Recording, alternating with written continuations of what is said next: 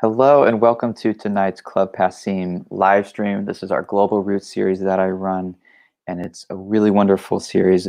We get to celebrate music from around the world as well as from around the United States. And today we are going to be celebrating the music of jazz, and particularly women in jazz. And we're going to be diving into the actually systematic erasure of women from jazz and jazz history.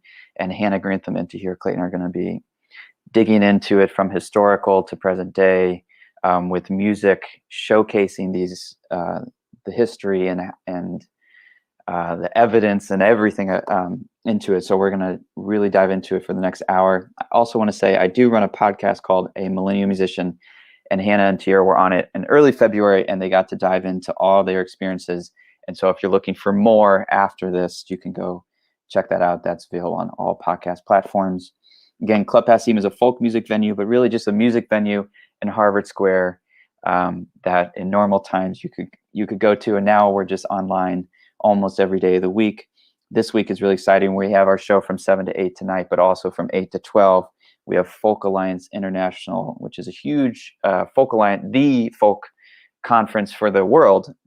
The entire world is this week. So we're live streaming conferences tonight and every day through Thursday from 7 to midnight.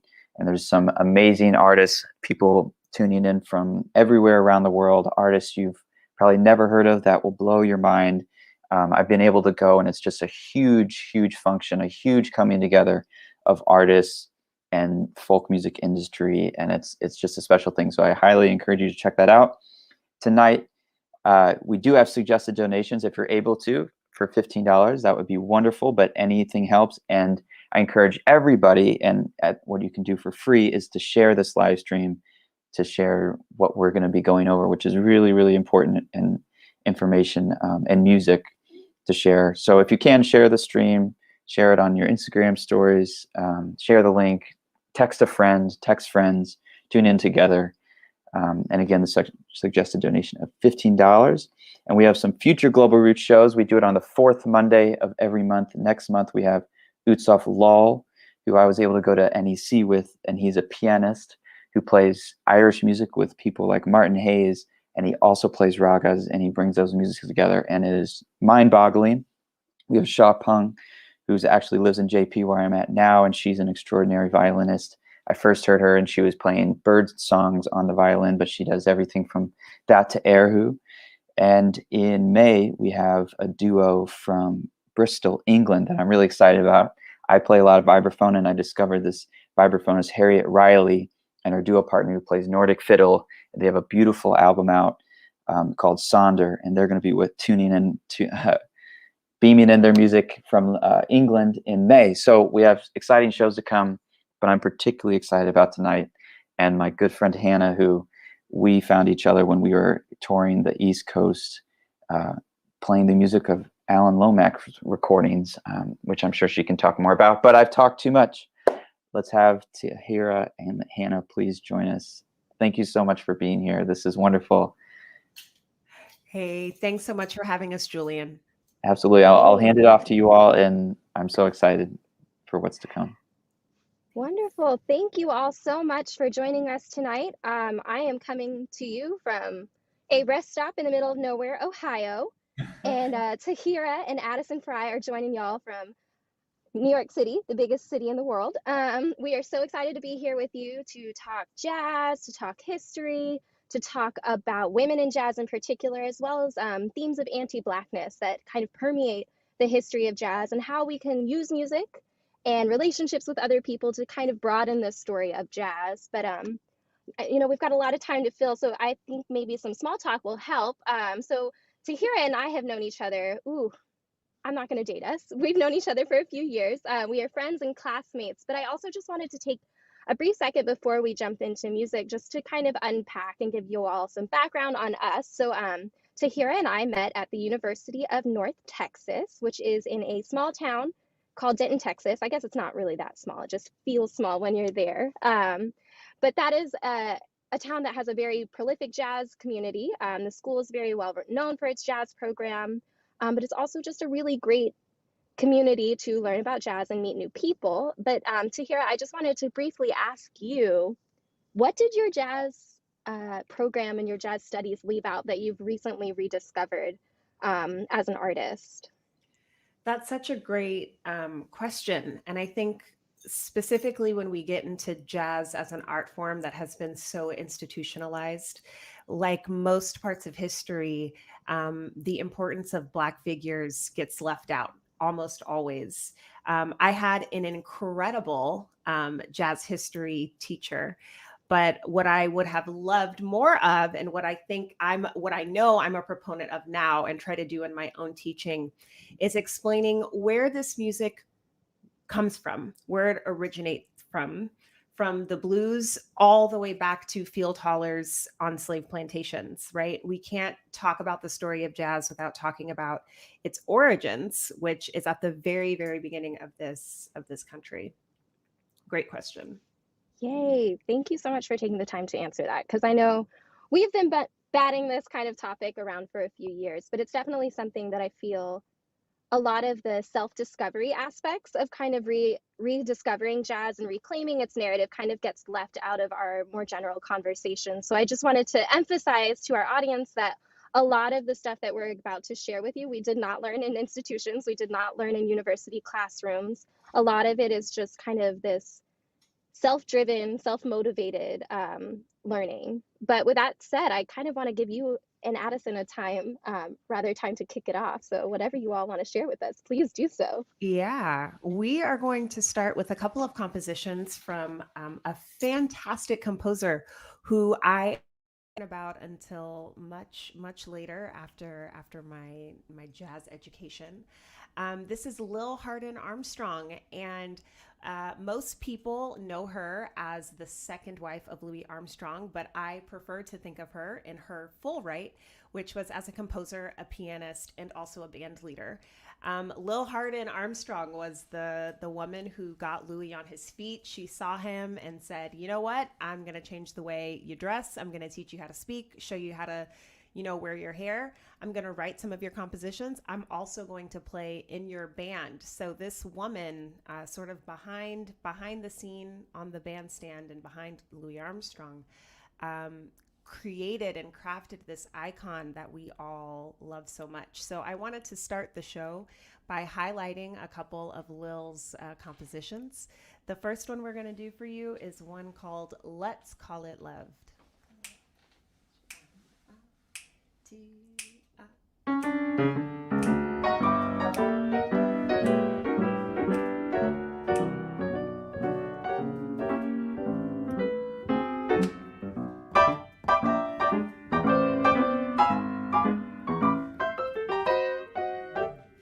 They took a little pinch from the jasmine bower and mixed it with the fragrance of every other flower and sprinkled it down with a little April shower. Said, let's call it love. They took a little light from the mellowing moon, from the throat of the thrush they took a little tune. They spread it all around where lovers could swoon. Said, let's call it love. Now they found it was a treasure whose price they couldn't measure, so they locked it up in everybody's heart. The keys, hugs, and kisses, you'll never know what this is until you carry off a little part. They took a little sugar and some honey from the bee. They put a line in every eye so everyone could see. They gave you just a little and a lot of it to me. Said, baby, let's call it love.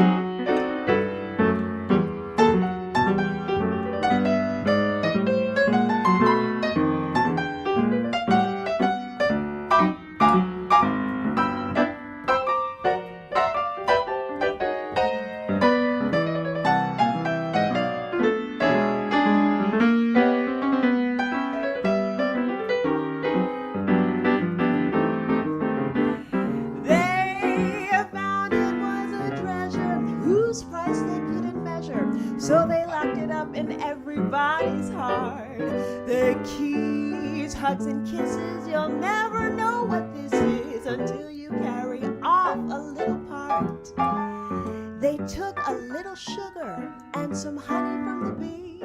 They put a light in every eye so everyone could see. They gave you just a little and a lot of it to me. Said, baby, let's call it love.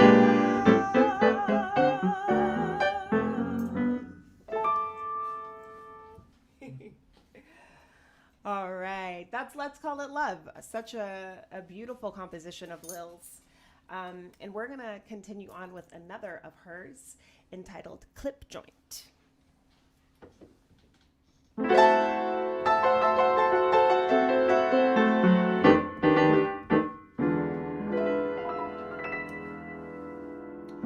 I'm broken hearted, all because I started.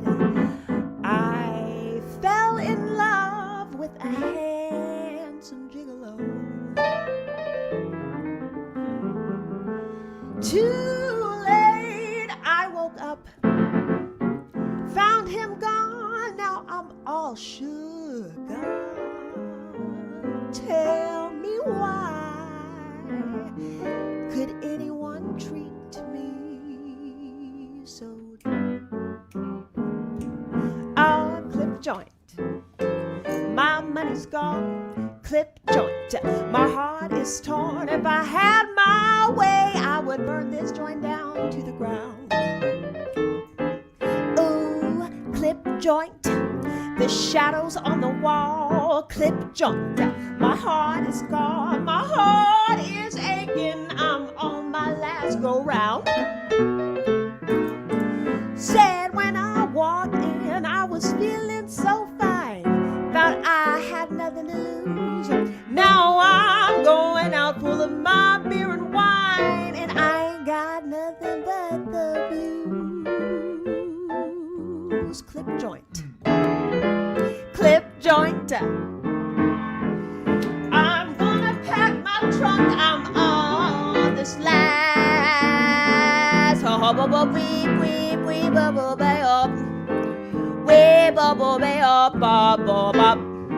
Shing bang baby baby din da na na na da da da do ba up do ba ba ba ba le ho do ba la do ba ba do de ho do do yo do da do la de la de da da da da la le la do li le do le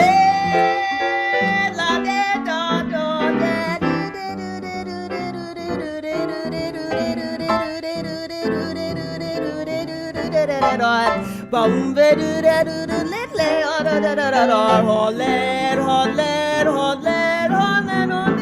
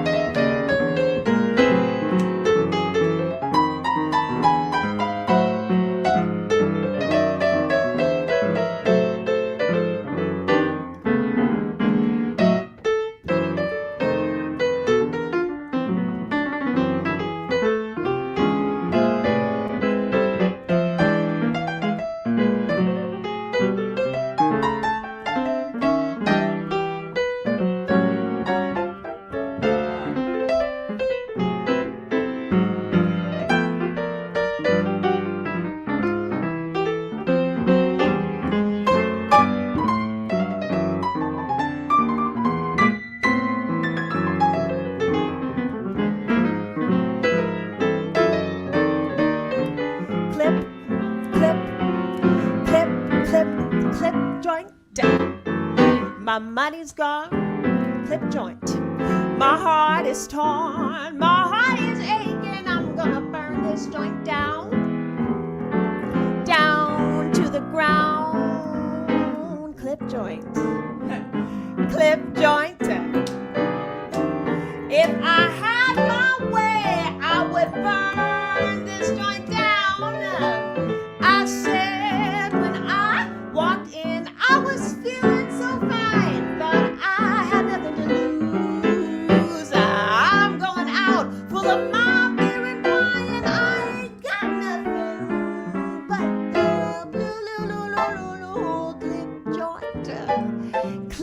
joint. My heart is aching, I'm on my last go round. I'm on my last go round. I'm on my last go round. The clip joint.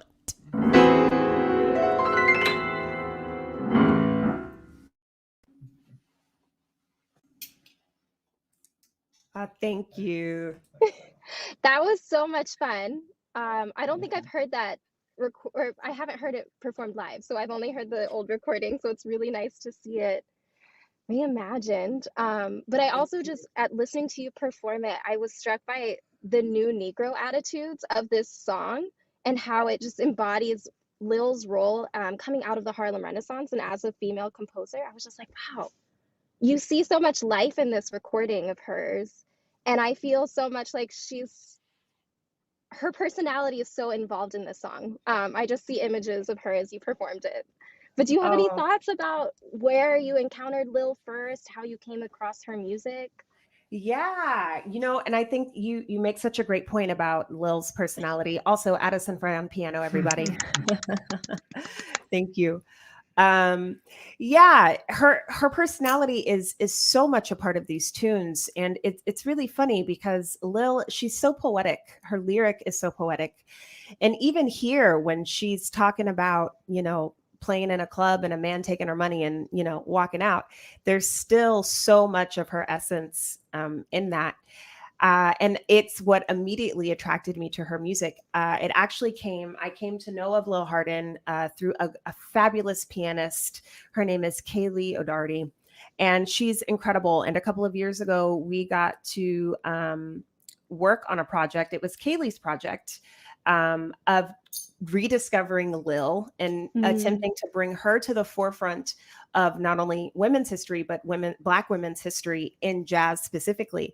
And it was great. We got to do a round of shows and got to do a deep dive into Lil Hardin. And, the one thing that I can say about her is just how prolific and beyond her time she was in the content of what she wrote musically and lyrically, just a life lived far, far, far beyond her time.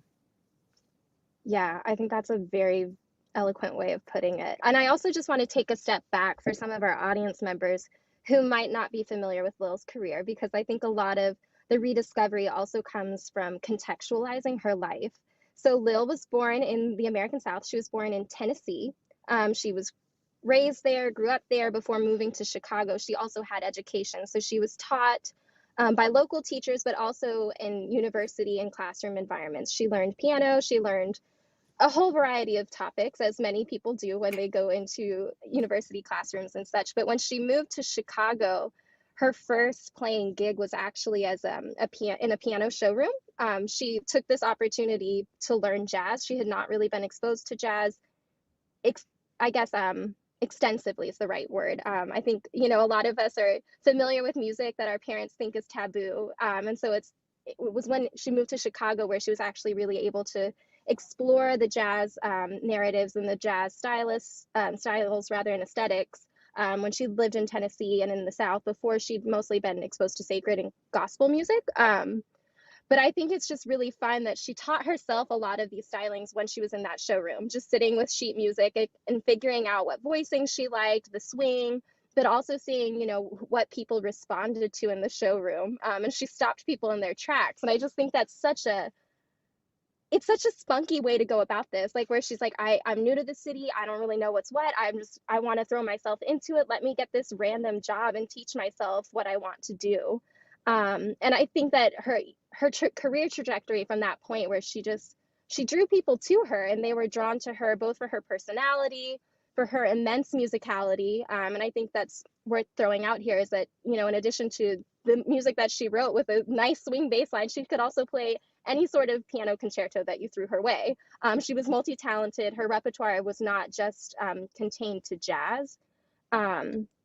But I think that I just love how you brought that to life. And I love hearing Lil's songs. I like hearing Lil's stories because I think that she really has been forgotten in a lot of ways, or at least her narrative has been co-opted. And you brought up Lewis, so I think we might as well just kind of also highlight her role in commercializing jazz from an early start, her role in that and kind of grooming and preparing jazz's first major star. You wouldn't have Louis Armstrong without Lil coaching him, without Lil cheering him on, and without Lil kind of giving him, I guess, the more city slick ways of doing things, because she was much more accustomed to urban styles, urban aesthetics, and urban lifestyles than Lewis was when he first arrived from New Orleans, which I've read in some sources, like people just kind of called him a country boy. He had a goofy hairstyle to boot, I guess. But I'm really glad that you brought that up, because I think that's a really nice segue into talking about commercializing music and what happens, particularly to the women like Lil, who were so integral to this part. She played with King Oliver, she played with so many other people, but she also she led her own band and was a pretty prominent band leader, but we don't really know about that. And I wanted to kind of scratch the surface and see what your thoughts were on how her legacy and her public persona was kind of diminished by the misogynistic approach to commercializing jazz, starting from her early beginnings in jazz in the 1920s. Sure. Well, I think you said it, right? She got married and her name changed, and that's how she became known. And as I'm hearing you speak, I'm thinking of so many different points of, talking about how talented and how prolific Lil was, and how she could do anything, and how she was behind the scenes and she was on the scene and leading the bands, and all of that accolade to her. And still, we don't really know about her in history. And I think, specifically when we're talking about women in jazz, particularly in the early parts of the 20th century, we have to get into the understanding of what a woman's role was, period, outside of music, even, because even, as young women ourselves, we get to live a little bit more outside of what the norm is for a woman. But in the 1920s, that wasn't necessarily the case. It was improper for women to be playing music outside of their homes, right? Women were very accomplished musicians in that time of the century, or in that century. However, the social and societal norm said, there's only a specific type of woman who does this outside of her home. So you're already being labeled, right, by stepping outside of your home parlor to perform publicly for people. So I always like to, when I'm thinking about a woman like Lil, who has been so much written out of particularly jazz history's narrative, we have to go back to society at the time and look at what were women allowed to do, and then more specifically, what was acceptable for a Black woman, right, existing outside of her home. So a lot of different ways. That's another hour show in itself. Yes, it is. I mean, I think we both touched on so many things, but I also just wanted to briefly ask you, were you ever exposed to Lil Hardin while you were a student at the University of North Texas? I wasn't. I didn't know about Lil really until I moved to New York City. And yeah. Okay, I just wanted to outline that. We were not introduced to Lil Hardin in jazz school. And that's more of a component of institutionalization. So you also just heard us talk about commercialization of music. And I just wanted to hit on how that directly influenced jazz and its presentation when it moved into university spheres. So for those who aren't familiar with the inner workings of jazz emerges in the 19 teens, really grabs a hold on the American popular I guess, imagination in the 1920s, but really explodes in the 1930s. So the jazz age kind of runs from 1920, I say, till like the 1940s, but some people put a hard stop in the 30s. But as jazz explodes, it starts to kind of get a hold on mainstream popular music and mainstream popular consumption. And so over the course of the 20th century, you see university spaces, you see esteemed prestigious concert halls wanting to incorporate jazz because they see that there are dollar signs that are starting to be latched onto jazz. So the university that we studied at, the University of North Texas, is one of the earliest jazz programs that was established in a mainstream university. It was established in the 1940s. And I just want to extra emphasize that it was established when Jim Crow was still in place and when universities across the country, including the University of North Texas, were still actively segregating. So I just want to paint that broad picture so that you understand as we move forward the kind of the trajectory of jazz and how, as it's been institutionalized, the Black history of it has kind of been downplayed or erased, and especially the histories related to Black women. So with that said, do you want to hit on anything else, Tahira? If not, I'd love to hear your next songs. We've talked for a second. Yeah, we're gonna go on to the music because my intro will talk a little bit more. The next artist I am gonna highlight is Nina Simone. We're gonna do a composition of hers entitled "For Women." And while we are talking about, anti-Blackness, particularly within the genre, I don't want to miss the opportunity to celebrate Black women as well. And Nina had a really special way about her. She is quoted as loving love songs. She loved to sing love songs, and she wasn't married to any one genre, but it was very important to her during civil rights that her voice was adding to that conversation. She said, "I would love to sing love songs, but until my people are free, I can't sing love songs anymore." But this next one I'm going to do is a little bit of a love song to me, because what Nina did in this tune is she took these caricatures of Black women that we see and we accept in this country and around the world, of Black women being aggressive, Black women being angry, Black women being over-sexualized. And Nina took these things and she highlighted them while also managing to celebrate the Black woman's form of body. So we're going to perform for you Nina Simone's "For Women."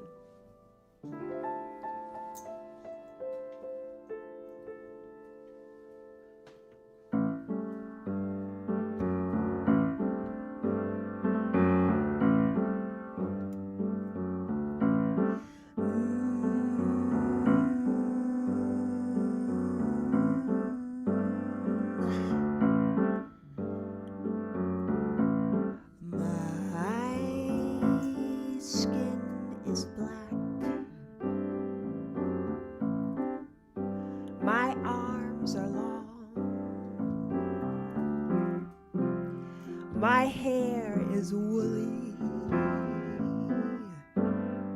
my back is strong enough to take the pain inflicted again and again. What do they call me? My name is Aunt Sarah.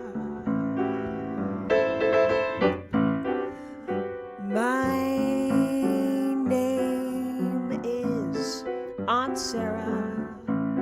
My skin is yellow. My hair is long between two worlds. I do belong. My father was rich and white, forced my mother late one night. What do they call me? My name is Saffronia. My name is Saffronia.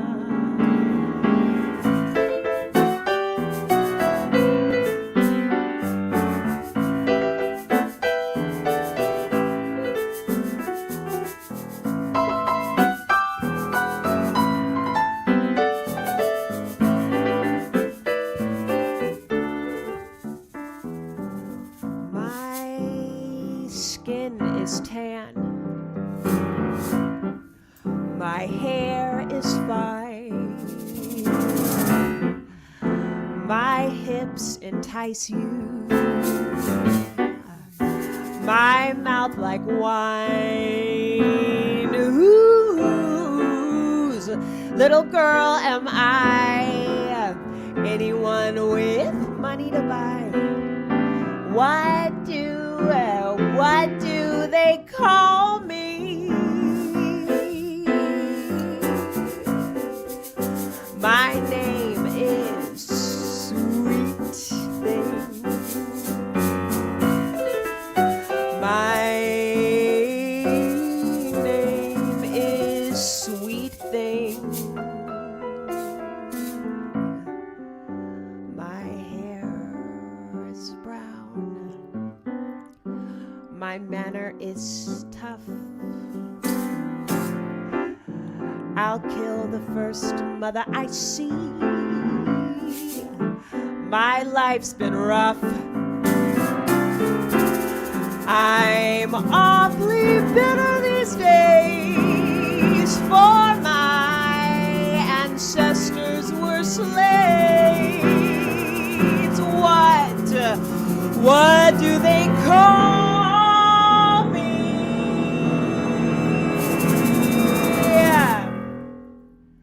My name is Peaches.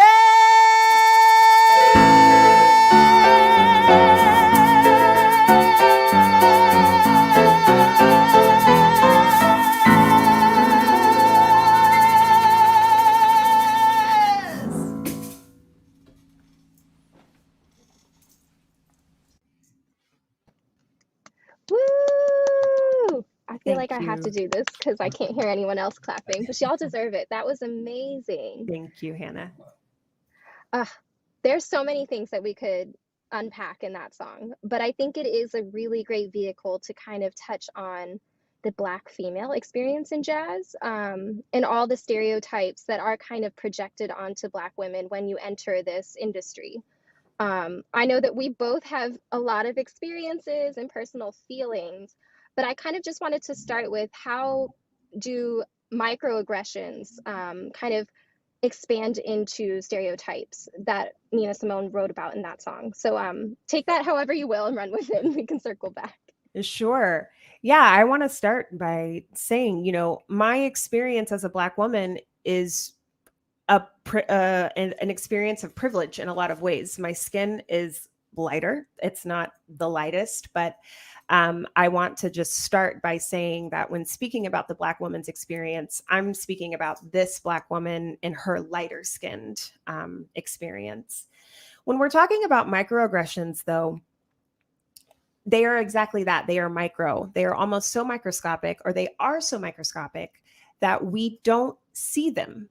As a Black woman who grew up primarily in white spaces, I had walked through life carrying such a burden and understanding that I was upset, but not understanding why, because no one called me out of my name.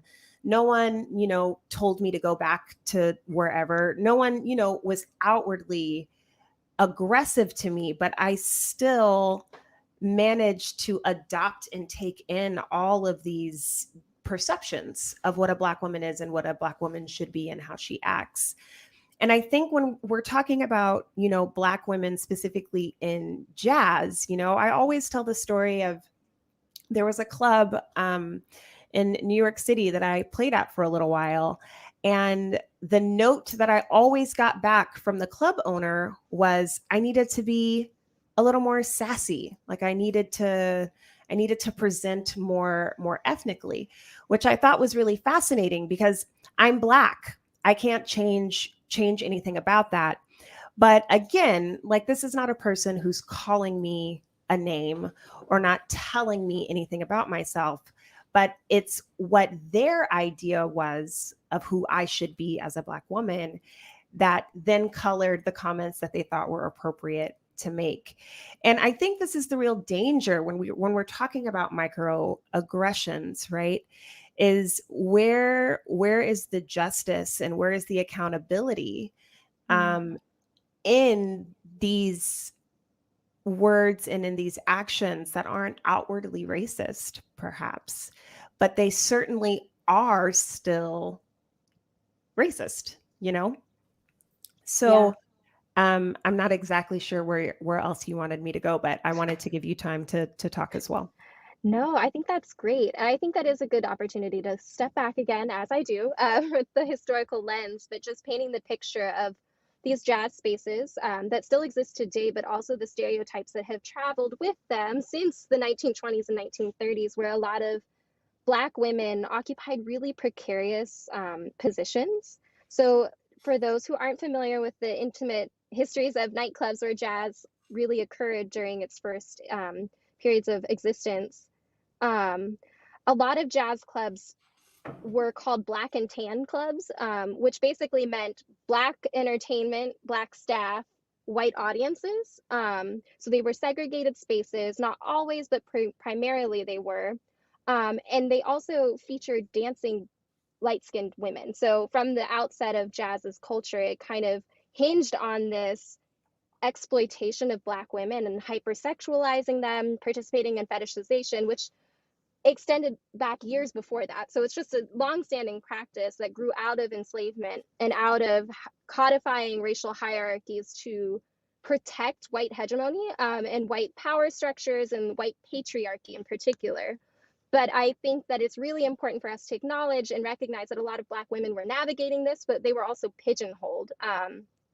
Largely by the color of their skin. So you have people like Billie Holiday, who was viewed as this, starlet. She was high achieving, she was beautiful, but she also had to darken her skin regularly. Or I shouldn't say regularly, on occasion. Some club owners didn't perceive her as being Black enough and asked her to darken her skin. That was not uncommon. It was kind of standard practices. You had the light skinned dancers, you had the slightly darker skinned singers sometimes, but largely those spaces were shut out to dark skinned Black women. And so I think we have to acknowledge how those early practices have continued in jazz to shut darker skinned women out while also putting all Black women collectively in these really awful positions where they're forced to either tackle head on the stereotypes that are being thrust upon them or existing in those stereotypes and trying to also protect and maintain their mental health as they go about this. And it doesn't usually end well. Sometimes it ends spectacularly and people can make a career, but I think it does drive a lot of women, and in particular Black women, out of participating in jazz because they don't feel safe. And because of the hypersexualization that we've permitted for decades, a lot of them are also physically or verbally assaulted. And that's just something that we need to reckon with and make sure that we acknowledge moving here on out so that it stops. But I did want to kind of just hammer that in, but also tying it back to Nina Simone's song, For Women. For those who didn't catch all the lyrics, she walks through the experiences of 4 different women in time, kind of starting from the beginning of enslavement and moving through to the 20th century. But each narrative is from a different woman and a different aspect of Black women's experiences. So you have the darker skinned women who are pigeonholed or stereotyped as aunties or mammy type figures. And then you move to Saffronia, who is this mulatto type figure. And I really love that lyric, I do belong, because she kind of ties it in throughout. But I think that's something as a multiracial person that has always resonated with me as when I hear that song, because I was regularly as a biracial person kind of thrust into this binary, well, you got to choose a side. And so inevitably people then think that you don't belong. And that's often something that's attached to the tragic mulatta stereotype, is that they can't be grounded or sane because they don't belong anywhere. And so that kind of messaging has also been used to promote anti-miscegenation. And for those who aren't familiar with anti-miscegenation laws, those are laws that prohibit interracial marriages, interracial relationships, and basically interracial children. And it's an attempt to keep races segregated. But I think a lot of music ties into that. And I love Nina's take on this because she just burns it all down and kind of shows you that there are humans underneath this that have to navigate this, that these are real realities that regular women who you probably encounter on a daily basis are confronting and processing and going through this and trying to figure out how to live their best life with all of these oppressive institutions and structures weighing down on them. And I think Nina always just does a hell of a job of doing that. Even though no one asked her to do that, she just took it on herself and often paid the consequences. And I think that's a really great opportunity to also talk about how when jazz women speak out, they're generally penalized for that. Nina was viewed as this kind of, I think people were scared to hire her because she was outspoken and she was not going to rest and not take an opportunity to pay homage to the people that uplifted her, to the communities that raised her, as well as to the people who she felt a common cause with and who she didn't feel like she could leave behind. And I really love her for doing that, but also showing us decades later that there's an option to do that. And I hate that it came at the expense of her person way too often, and how people just wrote her off for that or didn't want to hear it. So they wrote off her career. But I'm really glad that you shared that song because I think that's a really great way to kind of delve into the different experiences and kind of getting beyond the monolith of a Black experience, because there's not just one. There's a diversity of Black experiences, and especially in jazz. Oh, so many things. But I did want to kind of also ask you a question about how microaggressions can impact you in your work on the bandstand or in a club. Outside of dealing with club owners and stuff, how do you feel audiences inadvertently rather perpetuate microaggressions or racial stereotypes?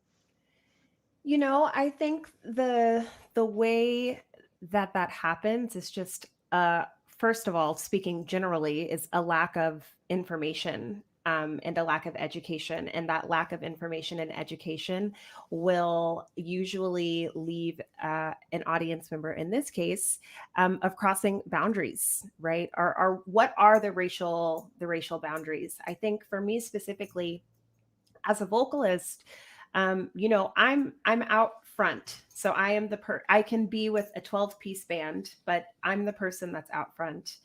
And I have found that the comments that I get, I don't pay attention to them anymore, but we've used the word like hypersexualization, and over-sexualization of women, of Black women, particularly lighter skinned women. And that has been my case of, you know, being pigeonholed into a Billie Holiday trope, or my fashion choices being talked about, or, you know, all of these different things. And again, for our audience members who are listening in and don't know what an active microaggression is, it's an active aggression that cannot necessarily be seen.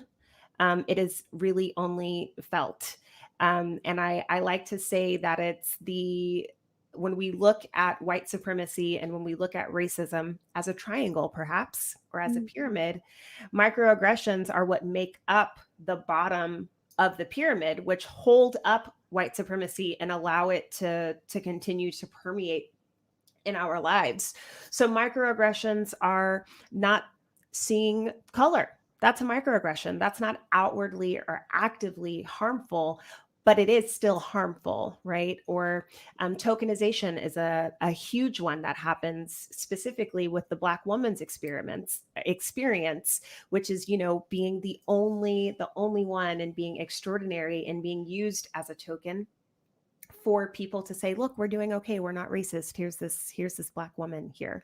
The false equivocation of experiences, right? A white singer and a Black singer don't necessarily have the same experience, right? Audience members have to be thinking about that going in. So it's these smaller, those are 3 of hundreds, right? But the idea is that microaggressions, regardless of intention, or if regardless of whether or not they were meant to hurt, right? Intention. These are the things that allow racism and white supremacy, even where jazz is concerned, to be the center of the narrative. And the idea behind this show and future shows, and I know for myself as an artist, is how do we get outside of that narrative and place back Black people specifically back into a narrative that they started, that we started, right? So yeah. This is a good opportunity then to segue into celebrating you, who is an active Black person working in jazz and other musics, because jazz is not a monolith either, y'all. It's many different types of music. But Tahira, I wondered if we could maybe hear some of your music. Yeah, I think we have time for a couple. Thank you so much, Hannah, for the conversation and for the questions. We're gonna start with a tune. that is off of my 2019 release entitled Wait Till Now. And this story is a very fancy way to say don't procrastinate, right? When I was a very young girl, I would spend some time in the summer with my grandmother, an amazing woman, and we would have our Sundays, we'd start at church. We would have a good big old breakfast, go back to church, and come home for Sunday dinner. And I was the dish girl.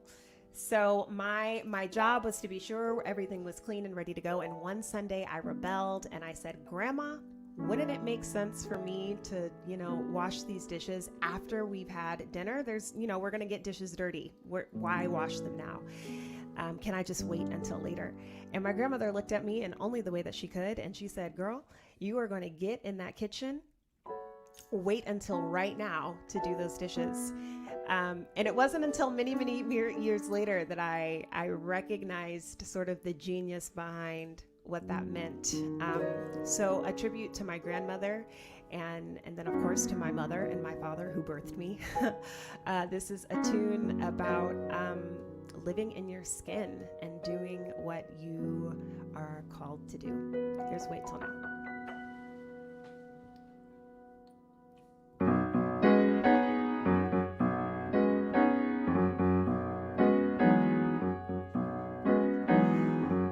August shadows still warm with heat.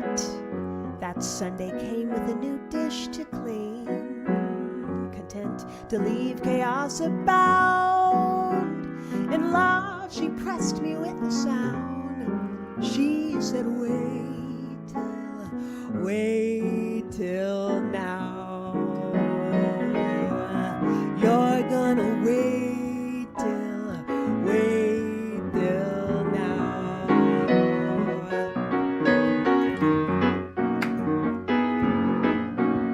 Oh, I knew nothing what her words could mean.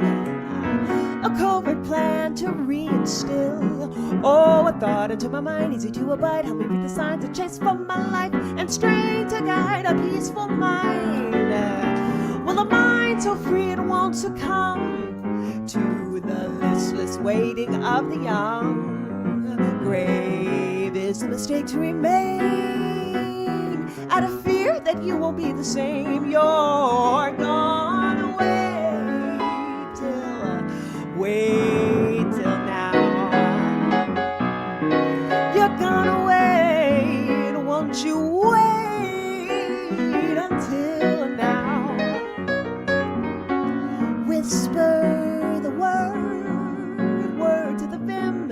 No pause for self-limits, just give in to help.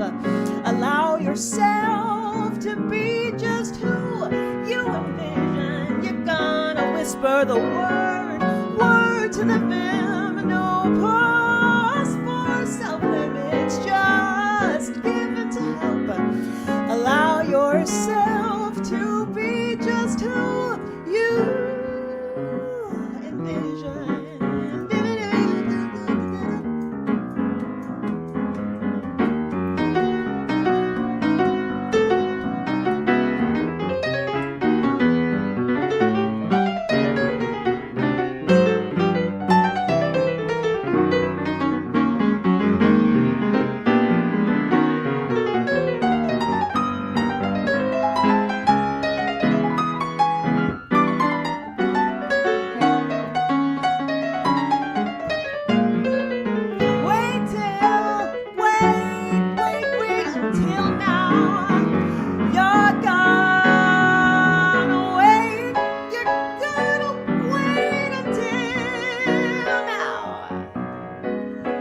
Since fall, I've had time to grow.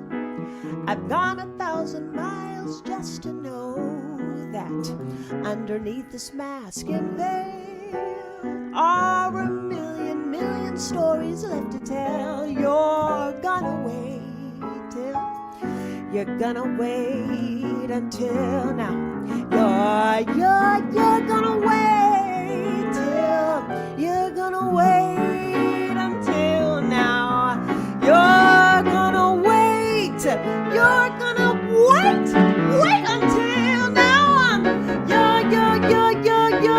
you're gonna wait. You're gonna wait until now. Wait until now. You're gonna wait until now. You're gonna wait until now. Oh, but you're gonna wait until now. You're gonna wait until now. You're gonna wait until. All right. Thanks, everybody. We're gonna continue with another tune. So the album starts with Wait Till Now, and the album ends with this tune. This is called I Waited. And it is about my sort of experience and what I've learned thus far, and acknowledging that I still have a lot more to learn. But specifically creating a space for myself and living in it. So here is I Waited.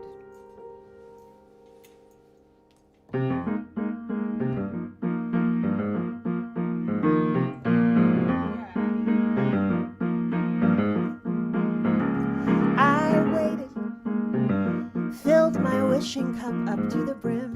In that cup I found a place to hide.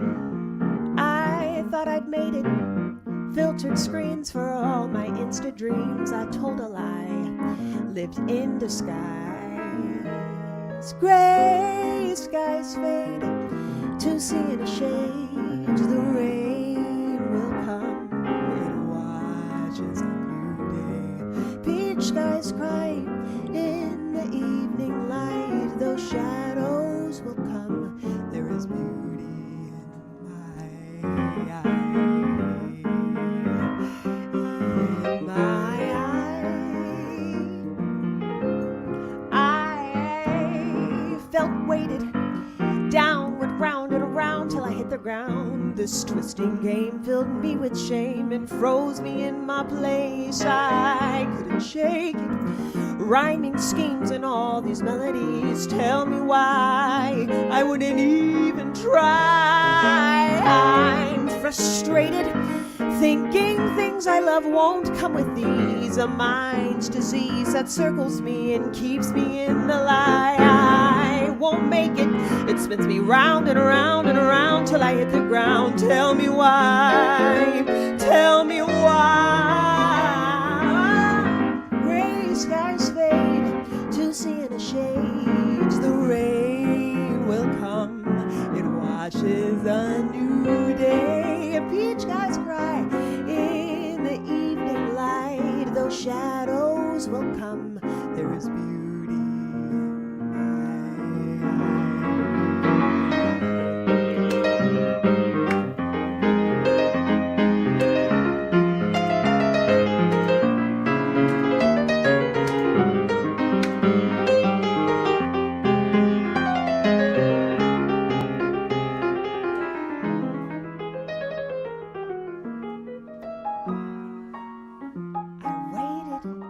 Filled my wishing cup up to the brim.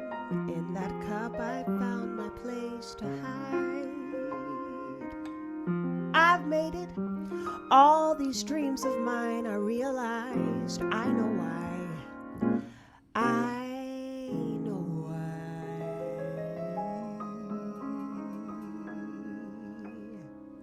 Gray skies fade to see in the shades. The rain will come, it washes a new day. Peach skies cry in the evening light. Those shadows will come, there is beauty in my eye. Gray skies fade to see in the shades. The rain will come, it washes a new day. Peach skies cry in the evening light. Those shadows will come, there is beauty, there is beauty, there is beauty in my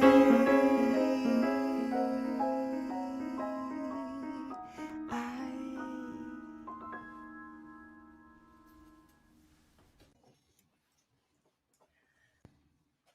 Thank you. Thanks so much.